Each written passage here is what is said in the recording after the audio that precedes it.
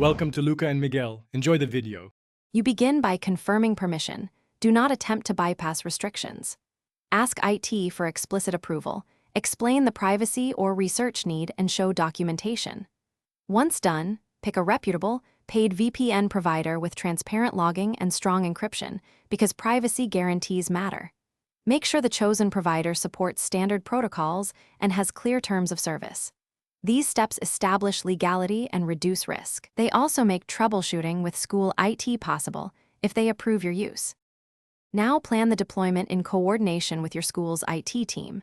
Request an allow list or an approved configuration rather than attempting workarounds. Meanwhile, update your device OS and apps, enable the system firewall, and use full disk encryption to protect data. Choose a provider that offers multi-factor authentication and a kill switch to prevent leaks.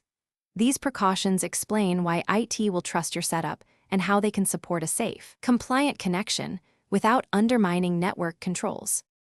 Finish by testing the approved configuration with IT present. Document the exact settings that work so you can repeat the process.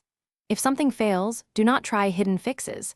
Collect connection logs, timestamps, and screenshots, then hand them to IT so they can debug.